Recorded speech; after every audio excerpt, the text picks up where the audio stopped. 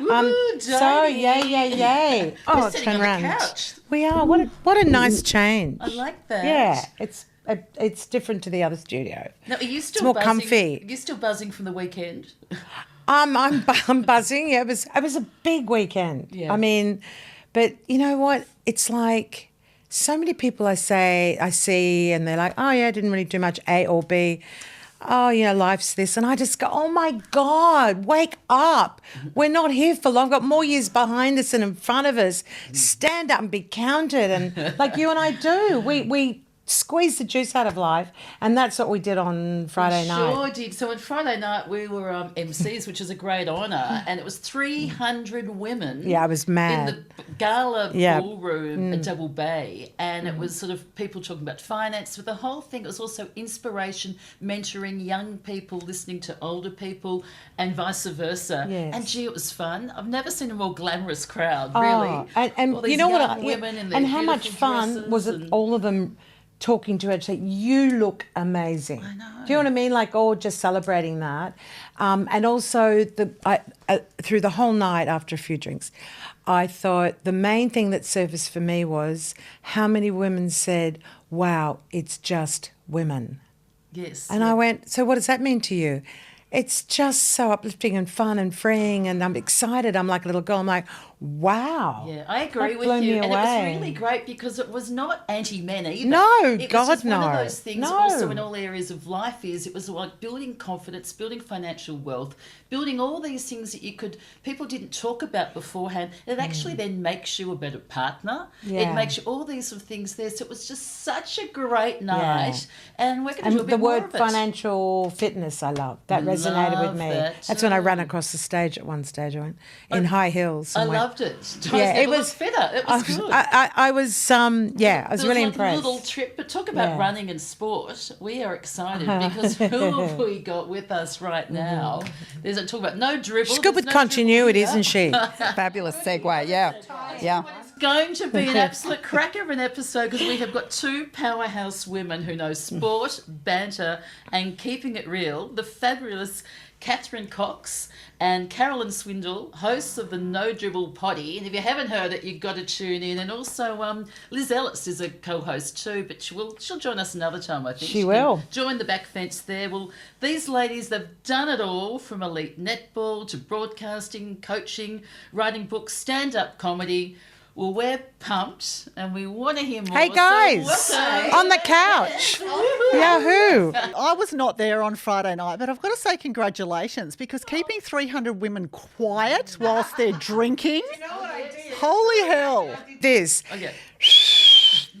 I actually did that, did, yeah. and that was a really low tone one. But it worked. They were like, Jesus, what was that? Yeah. It's a great sign of respect, I think, to the both of you that they were quiet. So well done, because that would have been a tough crowd. It's a great life skill to be able to do that big whistle. Yeah, I get cabs that way. I don't know where it came Well, I from, think having she's one of brothers. So, yeah, she's one of eight. One of eight, Yeah, Diane. Where are you in birth order? Third eldest. Yeah. What does that mean? Are you very responsible? No, I'm very irresponsible. I can be responsible. Kind of get lost in the numbers when you were third of eight? Yeah. To be honest with you, I'm dating at the moment, and this guy I'm dating asked me, he said, so how did that work in the pecking order with life? And I went, well, sometimes you get lost in the wash.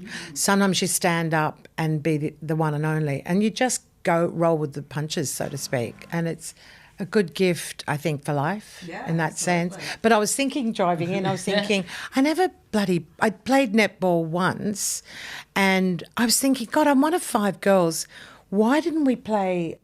You almost had a team. Well, we did have a team. It's true. But the thing is that I think Mum didn't have the time maybe to drive us around to all the various sports. So none of the girls played? No. Wow, And that's I did, and I lost my front tooth, the girl's elbow. Bitch. In the one game you played, you lost it too. You know, at school you play a bit at lunchtime, and her elbow took my tooth out, and I went, that's it for me with netball. And a toothless terrier. But she was such a bitch, that girl. But that's another story. Yeah, she was a goal shooter, wasn't she? Yes, she bloody well was. Catherine is Australia's most successful goal shooter. She knows. Anyway, so we want to hear more but about tell you. about your acclimate. You were a brilliant netballer. Oh, absolutely. I loved it. I was just going to say that it was always my dream to play for Australia, so I really wanted to be like you. What was your position? I was wing attack. Ah, nice. I could tell that you were a centre court person. Yeah. Yeah, I can see ribbons too. Can you see ribbons? Yeah, true. So when I was younger, at the school there, we were Victorian state champions. One of the biggest highlights of my life was then we actually had to play at Festival Hall back in those days, and so we were like the curtain raisers for Australia versus Jamaica. Wow. And it was so exciting. But more exciting than that was when the headmaster called us in, and I was the captain, and he said, "You girls have been selected to go on Hey Hey It's Saturday." To do what? To play netball. So they had this thing, and so it was like a young girl there because we were state champions. We got to do. So we saw Aussie Ostrich, Daryl Summers, and it's interesting how that's all coming back into the sort of vibe again. But so I really want my mum's best friend back in the 50s Jan Steele played for Australia. And so with that, my dad was a sports, he played for the Bombers and Premiership side. So I've come from a sporty family. And so as a young girl then, that was my dream to do that. And then ended up when I went to I went to go to private school. It was fairly small, it wasn't competitive. I played sort of outside of it. And then boys came along. I was an exchange student and all of a sudden then, so I didn't pursue it. But I really admire, all the traits and the things like that. So tell us about Such a commitment. but how did you get into netball? Well, stuff playing for Australia. I was never on Hey Hey It's Saturday. I think I would have preferred that. I always thought it was you in that plucker duck suit, It was someone tall. Isn't it funny those things stand out for as a young kid? It still goes as one of my life highlights. I get it. It was huge. But remember that because everyone watched it. Everyone watched it. There wasn't like streaming or whatever else. There were 3 shows on and that was the one. And if you hadn't watched it, you missed the conversation. That and Bewitched. That's right. Yes, yeah. The Beverly Hillbillies. Yeah. And Hey Hey It Was Saturday, and that was the limit. Tell me a bit about you with netball. How did it get in your blood? Or Well, I didn't start till I was 11, which is actually quite late, considering a lot of the young players nowadays. State champion by this stage. Yeah, you see, there you go. I could have been so much better. And the reason. It's a beautiful backhand compliment, isn't it? Wasn't it? I love that. We love it. The reason I played was because my sister was playing. She was a couple of years older, but they were doing cartwheels on the netball court and laughing and having fun with their friends. And I was like, I don't know what this is that you're doing, but I want to be doing that. And it was from the moment I started to the moment I retired at 38. So I played for a very long time. It was all about that social thing for me. And I don't know that I would have ever been any good in an individual sport. It was always just having your team there, having people to laugh with and the stories on tours and on the road. And I mean, I couldn't tell you what happened in any given netball game, but I can tell you what happened on the road because there was always some great story that came from it, a laugh to be had. But even when it's hard, you've got a group of people around you that will help you get through those moments as well. But you've also got those great people to celebrate with when things go well as well. So it's team sport. Competitive too. I mean, to be an elite athlete is just, you'd have to take your hat off to that because, what gives you the edge really? What is the drive there to make you sort of be an elite? Because it's not an easy gig. It's not. And do you know what? I sometimes I'm shocked that I was actually ever a professional athlete because if there's a shortcut to be taken, I will take it.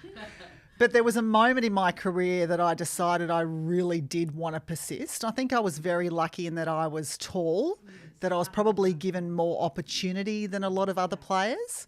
And I might have taken that for granted in the early days until the point that I was like, oh, hang on, I actually want to be here. And now there's people that are just as tall as I am. I have to pull my finger out and work hard. And that happened when I made the Australian team for the first time. So I was very lucky in that it was quite an easy run to get there. But staying in the team, by far the hardest part. And that was really good for me because I had to adjust my way of thinking, my training ethic, a lot of things. And I think they were all really good things that set me up for then 16 years in the Australian side after that. What about burnout? Did you ever get to the stage, I can't keep doing this, I'm so exhausted? I'm exhausted reading your calibre and everything you've done. I was exhausted. Do you know, I did, and it was actually the last time I ever played for Australia. I was completely cooked. I had a full-on domestic coach that was training us 2 or 3 times a day, and then Australian commitments were on top of that. Everyone else seemed to have been injured or they'd been away and had breaks for pregnancy or for honeymoons or for whatever else. And I had never had a break. And I actually went to my Australian coach and said, I have to step back for the greater good. I want to keep playing, but I need to have some time off. I'm absolutely spent. And I was never selected again. Oh, wow. Yeah, it had to happen. And I think I would potentially have been dropped anyway because I was so done. But I had to make the decision that I just needed, if I was going to commit to another 4-year cycle, which is our Commonwealth Games are every 4 years and then the World Cup's the year after, I had to have some time off. What about your body? How did your body how's your body then and how's your body now as a consequence of 16 years of playing competitive netball? Yeah, touch wood, I didn't have any massively major injuries. How lucky. I mean, How she fortunate. looks amazing. No, I did. I mean, I broke a nose. I've done every ligament in my ankles. I roll my ankle walking down the street now just because they're done. But I never did an ACL or an Achilles or anything. You've got long, beautiful fingers too. Because sometimes, yes, Exactly. But now the body, like as a consequence of pushing your body. No, I'm good. I'm really nervous about saying that out loud. But no, I'm pretty good. For people listening to, is it becoming more popular netball? Yeah, and for blokes as well too, because there's the mixed teams and social teams and stuff too. Is it sort of like really becoming more popular? Yeah, look, I don't think the female side of the game's gotten more popular. It's had the biggest base of any female sport in our country for years. There's 1 million+ people involved in the game every single week. It's nuts. But definitely the men's side of the game has stepped up a lot. We've seen them being broadcast in the last couple of years, Australian, New Zealand games. They've got their own domestic competitions. They're incredible athletes, and we often use them now as training partners. So the Australian Diamonds will play against the men for training partners because, I mean, there's no one else that the world champions can play against that's going to give them a good run. Exactly. So how did you Tell us enter about into it? Yeah. How did Carolyn enter into this podcast? Yeah, we want to know about No the whole Dribble friendship thing with too. Liz And Ellis Liz. and Where do you fit in? Catherine. So we've been friends for 20 years. Yeah. With who? With both of you? With Liz Ellis and... So Liz and Cath have obviously been friends for a long time before that. But this was a friendship-making exercise for me. I had a plan on this. I was working for Coca-Cola Amatil and I just moved to Sydney and I had this job as the community relations manager, community engagement, community affairs, can't remember. Anyway, community something for Coca-Cola Amatil. Now, Amatil's the Australian bottler and they were worried that they weren't having the identity separate from the big American brands. And so they said, your job is to reconnect us with the community and you have no staff and no budget, but you have 1 year. And so, okay. So I went sniffing around the company. What can I do? I could get lots of product and things. And anyway, I knew that from a previous job that Macquarie Bank Sports worked with Liz Ellis and these all-girls sports tours. And they had I talked to them and I said, what can we do? How can we partner? Here's what I've got. And he said, we've got this Liz Ellis multi-sport tour, I think it was. Yeah, so it was netball, it was hockey, it was softball, it was soccer. Like Cheryl Salisbury, who was then the captain of the Matildas, was there. And they were taking these sports camps, day-long workshop things around Moree, Dubbo. Where do we go? Everywhere. And we drank every pub dry. So I said, that's what I want in on because I knew that and I said, and I have to go. And so it was, and that was, I didn't need to be there to see that the sponsorship was going fine because that was all happening. But I thought, they seem like fun because I'd been listening to them on morning radio when they used to be on Triple J with Adam and Will. And I thought, I bet we'd be friends in real life if we met. And here we are. And so we just, Cath and I just had a long overdue lunch, sort of the December before last. And it was a seafood restaurant, in fact. Yeah, it was. And just said, how can we work together? And then we came up with the podcast. And then we said, well, I suppose we should invite Liz to participate too. So So that's, and this is, we've never worked together before, have we? But it's been great. And what a great name. Who thought of it, the name? Well, it was actually, so one of the ladies that we used to play with in the Australian Diamonds, one of the funniest people I know, and she always used to say that netballers do it without dribbling, taking the piss out of basketball. And then we were talking about that phrase, and then it just turned into no dribble. It's probably double. Well, yeah, I'll take credit for it. Own it. It's brilliant. The name, it speaks, doesn't it? It doesn't 1,000 it? words. It is, Absolutely, 100%. So podcast, what a platform. Well, and this is the thing. We have this incredible sport where there are so many people not just playing but still involved, giving countless hours of their time, loving the sport to death, and no one's talking to them.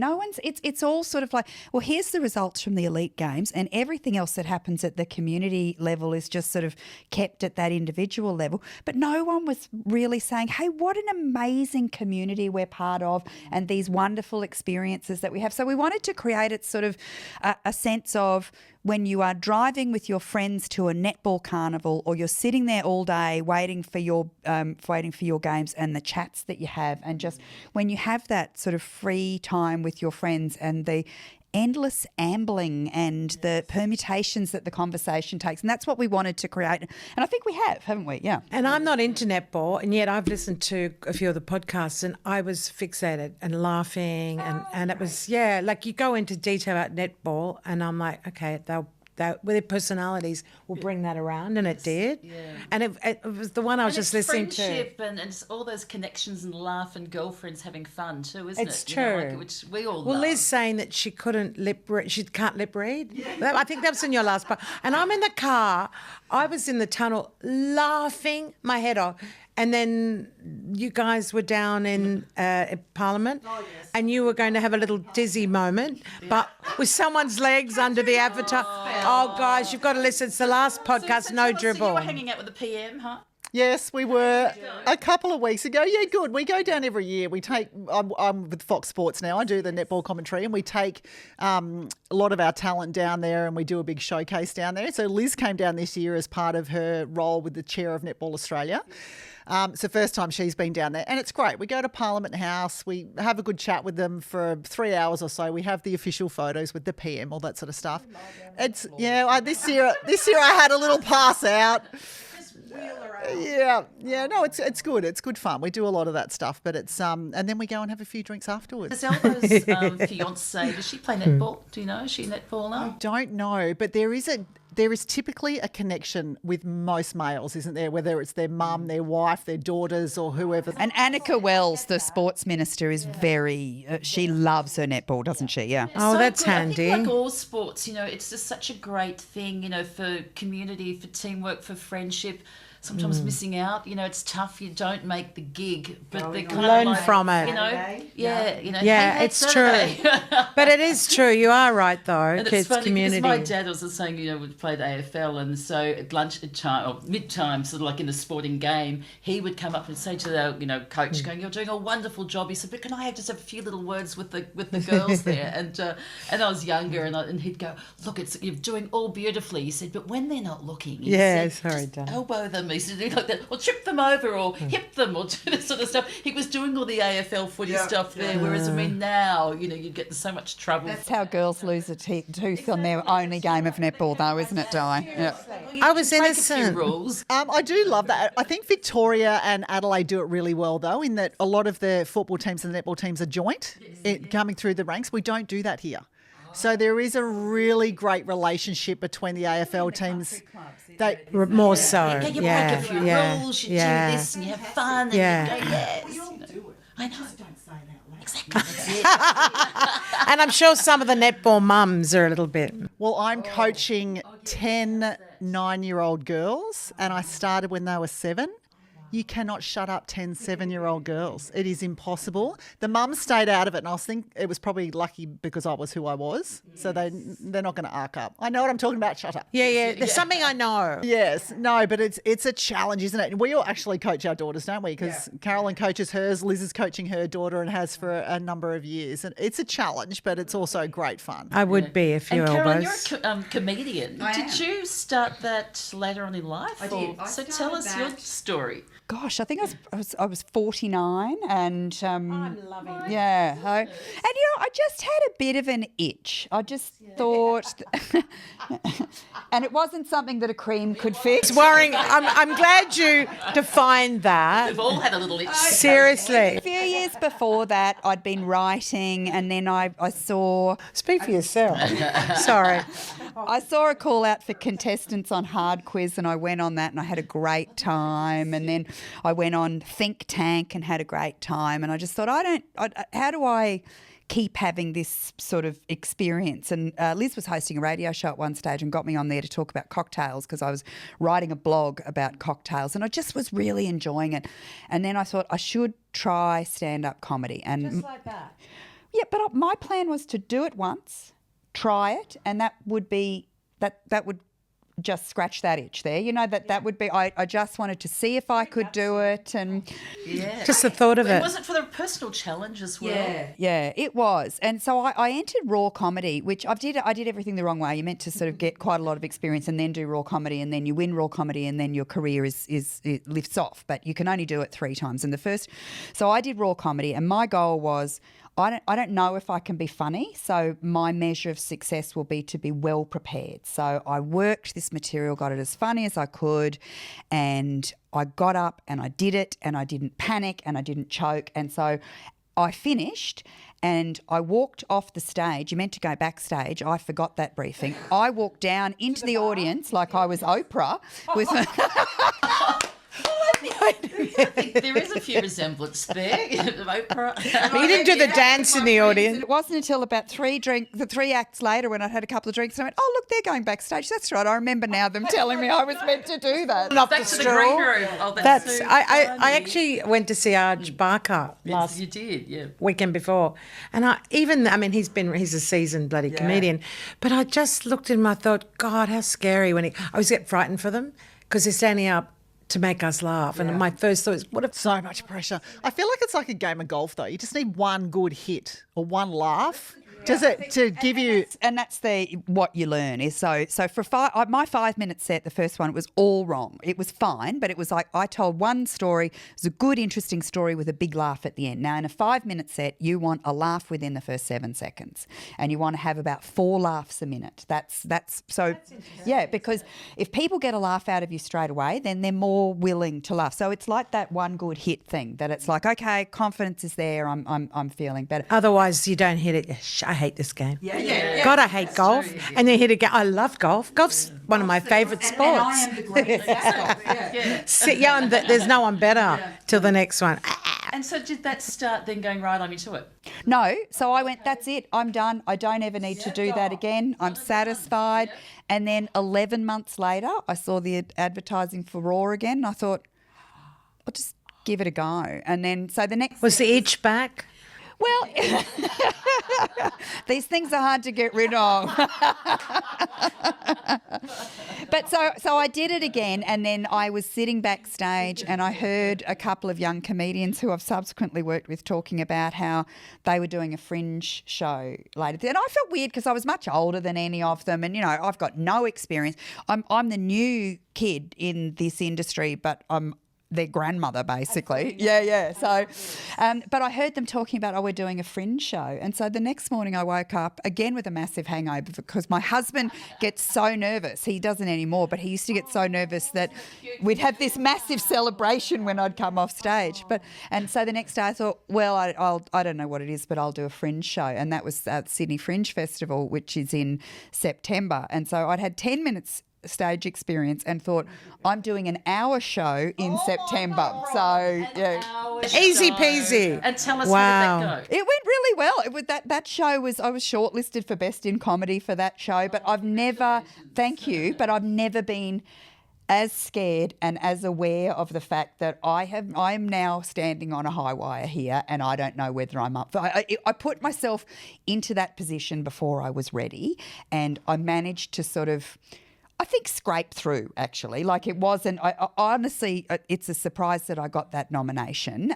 But no false modesty. It was like a panic in the last few days.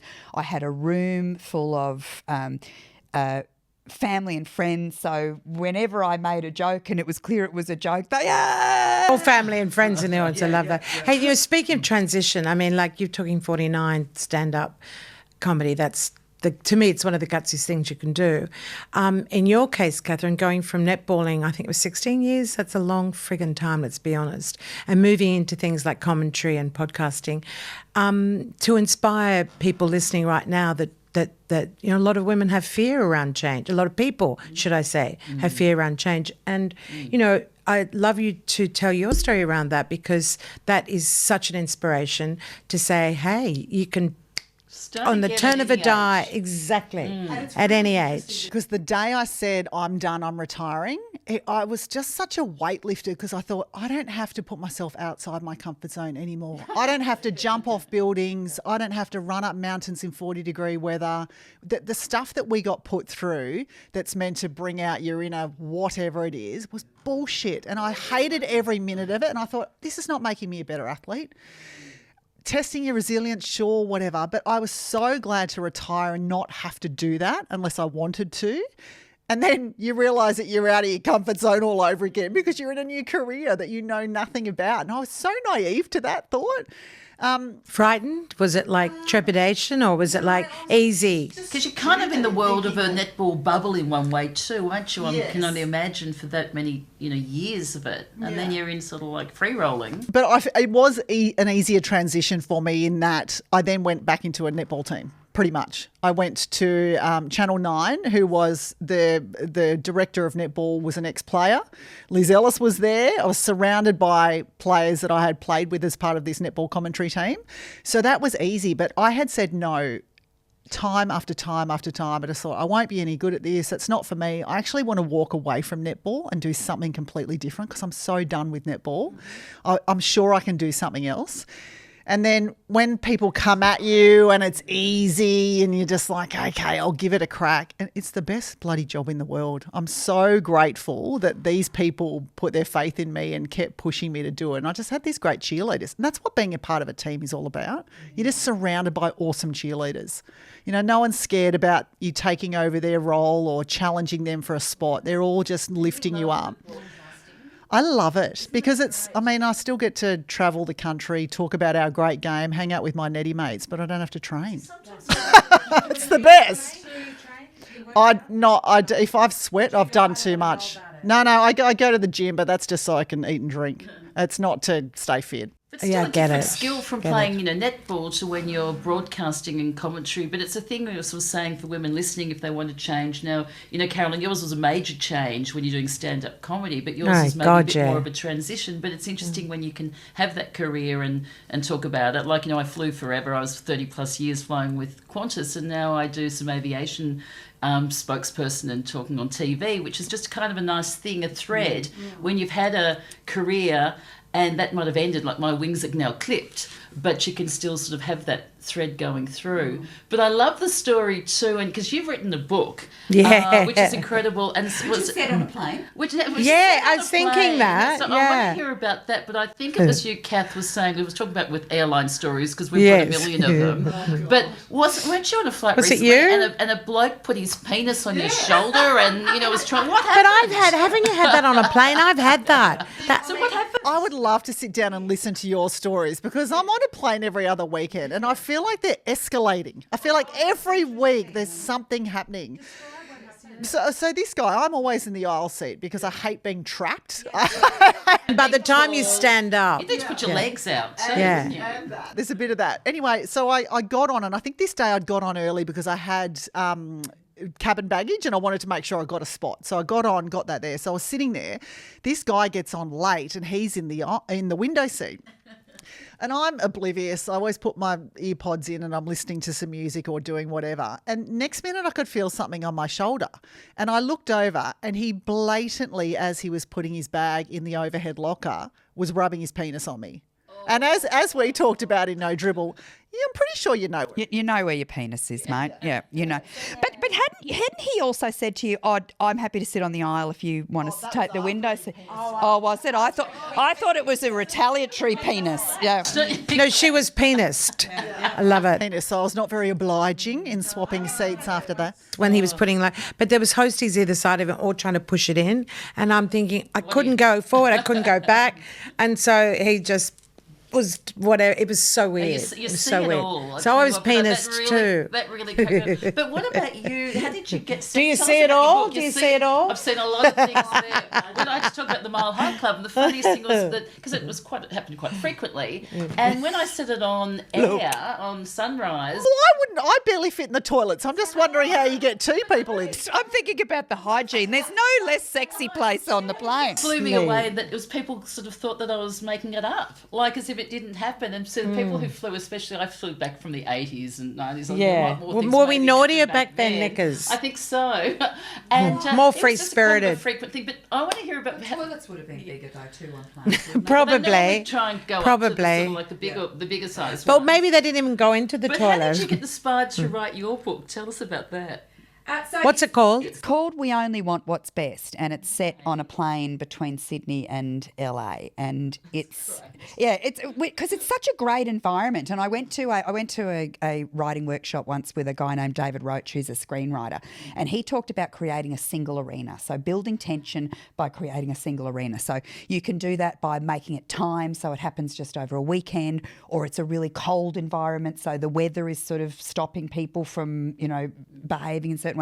And I thought, well, this is on a plane. And one of the things I wanted to do was examine if you don't know what the right thing to do is and you can't Google context or information or whatever, how much can you be certain of your own instincts? So this is about kids in danger with a pedophile, and it's like, but it's also about trying to understand what's art and what's pornography. And so much of I'm never really clear. I'm not a very visual person, so I look at art. Do you remember that thing years ago with the photographer Bill Henson? Yes. And it was this huge lather around the country about these images of these girls, and the police investigated and said this is not child pornography and blah blah.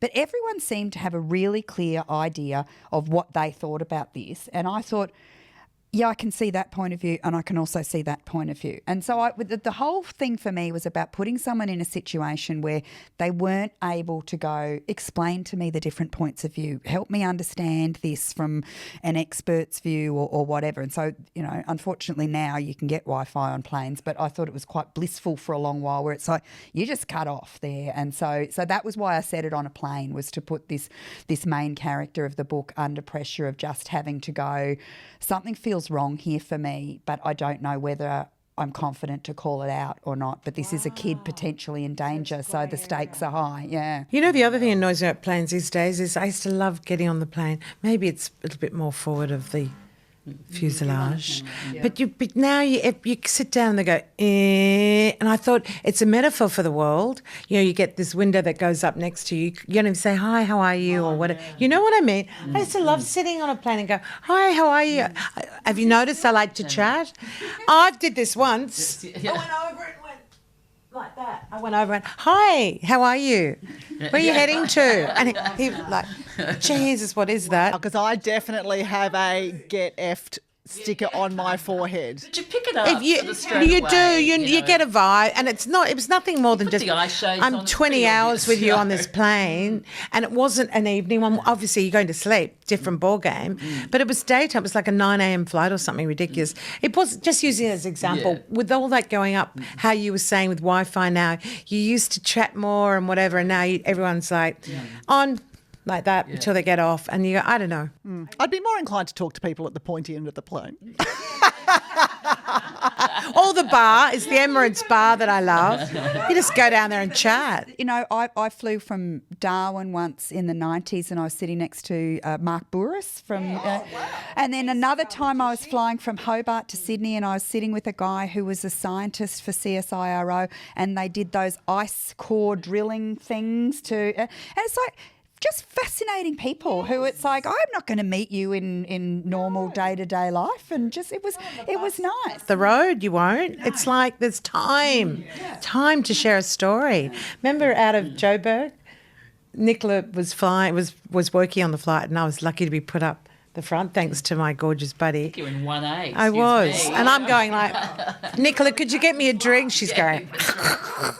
But there was some scientist next to me. That's He true, was yeah, exactly. Fascinating. Yeah. I was just like gobsmacked. And again, on a plane, just sharing stories, you know. This is the But best now the part of my window life. going up. I was like, "Grr." Oh, I dribbled on a guy coming back from LA Dribble? last year. Oh, funny that. sounds right. Yeah, No, you did dribble I on was a guy. asleep on his shoulder apparently, Yeah. and I. Only a little bit, but then my legs are up on the wall. You know how you put if you the what is it what's the front part of the plane there with you? You got the bulkhead. bulkhead. My feet were on the know the bulkhead, terminology. and he said, "Oh, and I couldn't go to the toilet because your feet were up." And I went, "So I've dribbled on you, and you couldn't go to the loo because my feet were up. I am so sorry." And guess what? He's karma. No, there was a fog. Sydney was fogged. He No, couldn't definitely get not. out. He'd So run. they had him locked in. We was fogged in and we had to, and I said, "Oh no, I'm so sorry. You're with me probably for another hour now." And I'm just going, Oh, can you imagine the sight that you would have been though, with the feet up and the dribble out? Oh, I love it. "Oh my God, I was so tired. I've been partying." You know, he was just like, "Oh my I what?" once woke up to a man standing on the seat. He had one foot on either armrest because I was asleep, so he was trying to get out without waking me. And I woke up and it's like, what the hell's going on? Well, I won't complain about a penis on my shoulder. You nearly had one in your face. Oh, my Lord. You were penis. Isn't it funny? Lucky he didn't fall inwards. Jeez. This is an awkward moment. Imagine waking up to that though. Oh, like we could just do plane stories. Oh, honestly. That's so What's the funny. funniest thing that's ever happened on your podcast? Oh, there's a few that we've been in absolute tears. The penis one was quite good. And amongst yourselves too, I just see you guys. It makes me laugh because the three of you, when you got Liz Ellis there Oh, crying. it's and again, I'm not into netball, and I enjoyed it so much. It's incredible. We did one show out of curiosity, Google what the average height of a female was, and we were all gobsmacked. So I'm 5'2". Liz and Cath are, 6? Do you get a sore neck? Do you get a sore neck? Oh, we sit down. Talking to them, like I'd be like that. Their diversity higher, we say. But so they live in this world where they think they are normal height. And I'm saying, no, I am much closer to average height than you are. And so we Googled it one day, and Liz and Cath are sure that everything on the internet is wrong because the average height for women is probably 5'8", 5'9". It's like, no, it's 5'4" in Australia. It was 5'4". I think it was 5'3". I'm actually shocked. I'm shocked. What are you? 5'7". Yeah, well, I'm Yeah, we're about the same. same. Yeah. But that apparently is normal height. And then, but you went on to say, well, where are all these little people? Because I don't feel like I see people my size all the time. Yeah. Hey, Cath, That do is you so have to good. Because I've noticed the trends too. Because I mean, I couldn't play for Australian A because I'm not tall enough. Because I'm 5'7". Has the sport got really like basketball that nearly everyone's a minimum kind of 6 foot to get in? Most, you know, that competitive. Yeah. Right. Competitive edge. Is it the chickens? The hormones? There is something going on. Most of the goal shooters in the league now are probably 6'6". Wow. So You're it's really kidding like me. basketball. But the best thing about our sport is they all probably used to look like myself and Liz, and that taller and probably a bit leaner, but they are muscly, strong women. Now, the mid-court look like footballers. They're so strong, and I love that about our sport. It's gone from being really aerial to just really strong and just really tough athletes and really powerful, which I think is really great for kids watching the sport. You know, they're not... And what about with equalisation? We had Lane Beachley on, and she was sort of saying how, you know, when she first started surfing and being a world champion, being a female, her pay, what she would get, was sort of like peanuts. Laughable. Yeah, and that's sort of like the equalisation thing. Whereas now it's pretty much equal, maybe not quite. Parity, but it's really got getting there. there. How is it with netball now? Are they getting? Is it getting funded? Is it? We don't want it to be equal. We want the men to suffer for as long as possible because we have been trying to fight the fight. No, look, I mean, obviously we all want it to be the same. It's changed. Look, I don't think we're ever going to be in the same realm as an NRL or an AFL. The gap is too big, and we have always been trying to close that gap, and we've done that. The players playing now are professional athletes. You know, Liz and I would have loved nothing more than to have been professional athletes. I think back in the day we'd get maybe $2,000 and 2 rolls of strapping tape, maybe a couple of pairs of Asics.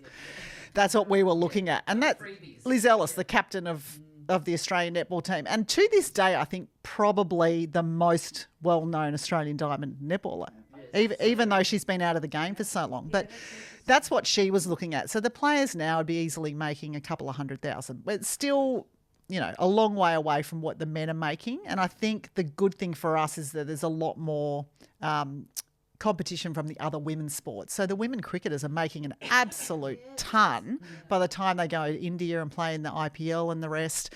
Obviously, there's the NRLW for the women and the AFLW, which is great. That's competition for us, but it's also, as a mother of a daughter, so great. Like, I love that there's competition, and my daughter doesn't know what a male sport is. Sport is sport. She is. She said to me the other day, I think I like dance more than netball, and that was like a bullet. Is she tall? Yes. So when she asked if she could do company dance, I said no. I'm just going to nip that one in the butt. But I want you to be an approved version of you. What it is, Correct. I think we all, for everyone there, we also saying Di about devices and things like that. It's just such a great thing, whether now pickleball's coming in and there's all these other popular sports which is sort of like, say yes to it all, because it's just good to have a break from the devices, play sport, the exercise and the benefits. What would you say is sort of one of the biggest sort of benefits that you've got or lessons that you've got from sort of playing sport? What stands out? So many things. And I think there's been so many occasions where I've been challenged or something's not gone my way, but they've been the best things for me. It's that resilience, it's coping, it's being able to understand what being in a team's about, it's leadership, having a voice, but also knowing when not to use that voice. I think there's been a lot of great things that I've learnt along the way. But, you were referring before about the boys appearing on the scene at a certain age. And I think for netball and probably a lot of female sports, that's our current battle. And that how do we retain those athletes? And I think it's about... Well, it's about making it a bit more accessible.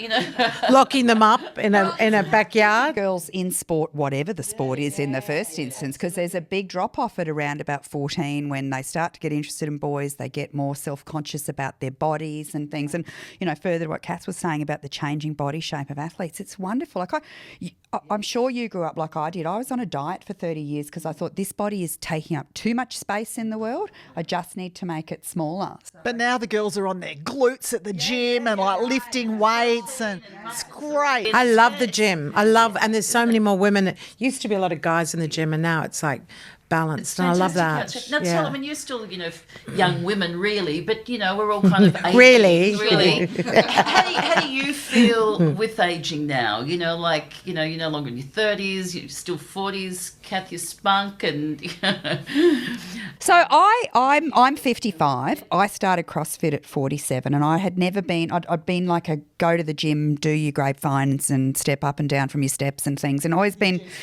Yeah, absolutely. So I'd always been into it, but not much. That was just about weight loss. That was all I was interested in.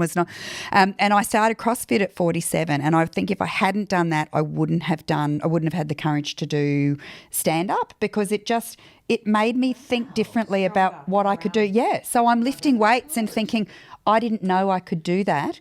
And if I had failed, then that wouldn't have been a problem. So, it created a greater confidence for me. And I think that so for me, my relationship with my body as I get older, I'm liking it more. I'm appreciating my body so much more and thinking, it just makes me sad. I think I wish I could have had this when I was 15, and I see these young women coming into the gym now and doing these incredible things and looking at their bodies and going, this body is well suited to blah, and I'm going to maximise the potential in that one thing. Not all going, we've all got to just not eat for a week because we're over, it's so wonderful. And I think that anything that you can do to make you feel stronger as you get older is fabulous, because we know life gets better, but you just need your body to keep up, right?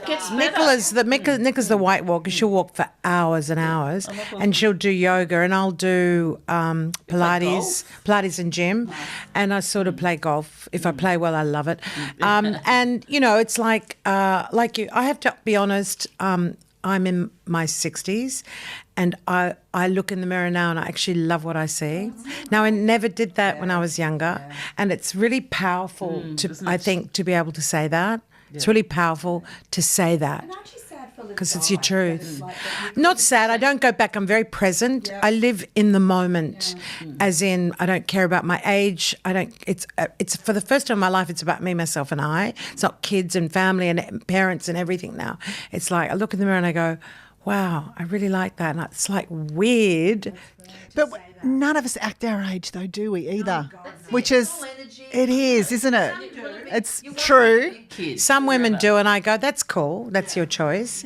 But I don't try to be young. It's just I think everything's up here for dancing. You know, if you think and believe and eat and dream that way. True, I mean that. That's us to it. Do you remember the Austie frock? I do. I hate to say it, but I do. Austie frock. It was a line of clothing, OSTI, and it was designed for women about our age. And now you know, only if you were doing like a comedy skit about an old lady on a farm in, you know, just in the middle of nowhere who was super old. You know, these shapeless dresses and this was A-line? Like from the neck down A-line, yeah. and they were, there was nothing about making women feel good or look good. It was just kind of like, this is your destiny. And it's really nice that is not there anymore, that women are now, you know, it's like it used to be maternity wear was just like that walk around in a tent and then sort of... Through the A-frame, you know, like that. Yeah. Where it's so good, we're all about kicking ass as we age, and we're all about sort of inspiring people, and you two certainly are huge inspirations for Remember so many Taryn people. Brumford? Oh, yeah. Remember the Australian Review? Remember Taryn Brumford, all about body image? Remember she talked about the ages, like from the 40s, 50s, 60s, 70s, 80s, and how women's bodies changed, what they expected women to be, whether it was big boobs. And it was straight up and down. It was actually blew me away in reflection of how women had to look.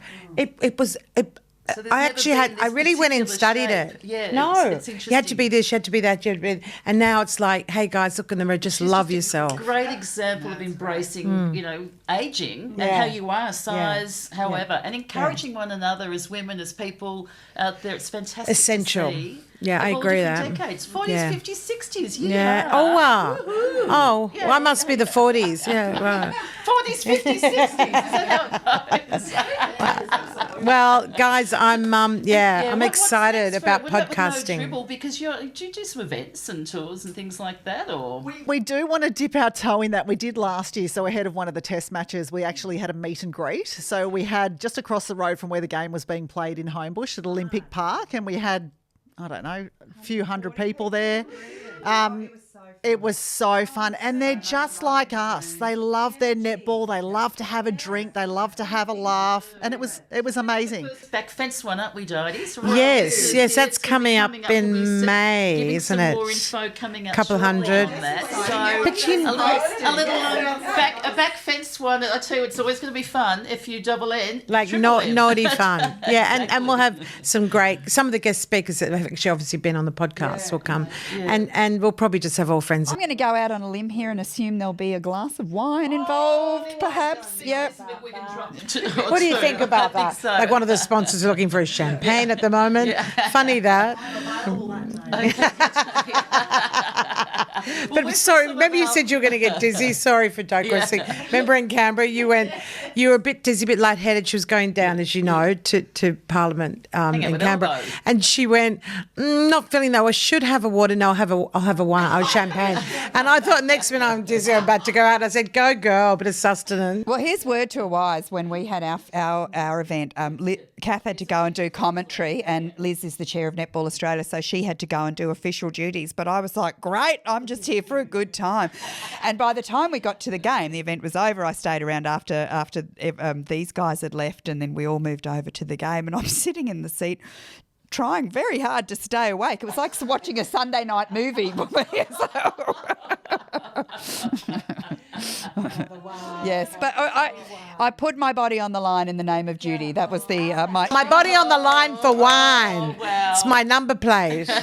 And no dribble on planes. Any last minute tips, netball, anything? Any last minute tips from you, ladies? Do you know, we've hardly even thought about it. The season's still, a month away, and we forget to talk about it sometimes because we're having so much fun on No Dribble. But We have bought you both a present though. So this is our No Dribble checklist. So I need that when I fly. I'll put that on the guy's shoulder when I fly. we all love a tea towel, don't we? So Performance towel.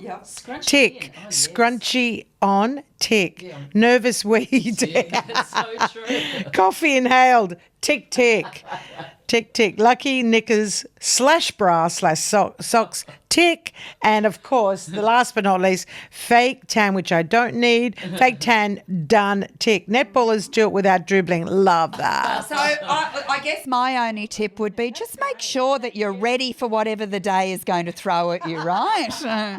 That's fabulous. Two big ones. I love that. Guys, you'll love, and because you can't forget the name, tick you after my story, No Dribble. You can't forget the name. Dribble. So you go first, Nickers. Okay. We're going to throw some questions at you. Okay, Cath, what makes you happy? being happy. How dumb is that? But just smiles, laughing, being around good humans, good people. I love Carolyn, that. You're next. What makes you happy? Being busy makes me happy. Yeah, stimulated. And get in my head too much if I'm not busy, but I've always got a million things going on and I like it that way. Yeah. So, like the heart rate up and the blood pumping and yeah. Yeah, no, I get Active. that. So they're Yeah, I active like women. that. Sense of purpose. So imperative. Purpose and belonging. Yeah, love that. It's a Oh, friendship. what's the Hey, next one? What is it? Well, hey, you back say fence, it. baby. What's the next one? It's there's two. I think if you had the opportunity, Cath, to meet somebody over the back fence, who would that be and why? Do you know I got this down to celebrity crushes? Is that okay? Oh, we like a few celebrity Yeah. crushes. Come But on. I went with the taller one because I thought he'd be able to see over my fence a little better. Michael Jordan. Michael Jordan back in the 80s. What a specimen. Yeah. Oh, I'd like to. But Question and what question would you ask him, Catherine? Come on. She doesn't have to talk. the other one was actually going to be David Beckham, in which case we don't want him to talk. You don't talk. 100% NO. Yeah. And what about you? I like Gee, David Beckham's a great one, isn't it? I wish I'd thought of that. So, David. I reckon I'd love to have an opportunity for a good old chinwag with Barack Obama. It's like, tell me the drum. That's amazing because someone asked me this at a dinner or something recently and they said why? Because I said he had such conviction and such great intentions. He just got lost in the wash of the bureaucracy because when I lived in America I couldn't understand the health system, how it was swayed towards people who had money and he was the one that broke Obamacare. so good looking and too, wasn't he? and thank you, And he's easy got on the swag eyes, and he can but I dance loved him. And he's so interested. Like he reads widely. He loved Fleabag. I just think he's someone with a lot of different interests. Yeah. It doesn't matter which side of the fence, excuse the pun, you vote as a person for what he stood for. Just as a person, I have to honour what you just said. Truly, yeah. Well, I like them both. And they Oh, both there you share go. the same colour, There's nobody don't she they? Funny about dislikes. that. She's just a bundle of love, this woman. I'm so lucky to do the podcast with her. Oh, so lucky. No, And I mean it's it. Friends. We've only been friends for 40 years. I know. And, we do I share think back it's fence, too long. truly. So, No. there you go. I know, No, we do. Yeah. But now, ladies, do you hurdle the fence or have you put a little gate in there? Or Would have to be a Maybe my own netballer. hurdles, so, I'd get caught on it. And that wouldn't be pretty. Hurdling. We actually drive. Sometimes it's a steep block at Palm Beach. It is. We actually do drive, but yeah, it's beautiful. It's like I never it's tire paradise there of and this the birds this there. this human being. I'm blessed We to have met her. laugh every day. don't we? Every day. We And went to hope everyone Hobart. else has had a I few- laughed for 24 hours, Yeah. didn't I? Even sleeping, she was in the room next door. I was laughing. I'm going, what What joy. And as you all know, because I hear it on your potty with Liz Ellis, it's you guys just get the joke. Yeah. Remember fun. Sort of just doesn't feel like work. Doesn't Yeah, it? exactly. No, it's not. I Well, come in and I'm Our excited. listeners have had some fun. We certainly have. If I slapped you, I'm always So touching don't people. forget to rate and review. Send in. Come on, let us know Oh, all the netballers God. out there as well. You know, so and we like the ratings too. If you can do that and share the potties. Now, Di likes to give her own ratings. how and many stars. people are playing What do you potty think in of these, Australia? ladies? How many people play netball in Australia? Oh, Ballpark. How many in a team, Dodie? Do you know that? No. All I know is I only know I lost my tooth. That's about it. Yeah, she I has. do. Exactly, that's I it. actually Yeah, do. that's right. What do you say on the potty? Let's lie on the couch. bring a What is dentist in it? next We time. need to have therapist time. I love that when you said that. But no, I would say, did you say that there was a million? over $1 million involved. Okay, so I think for these guys, for this potty, 1 million out of 5. Woohoo! Not asking for much.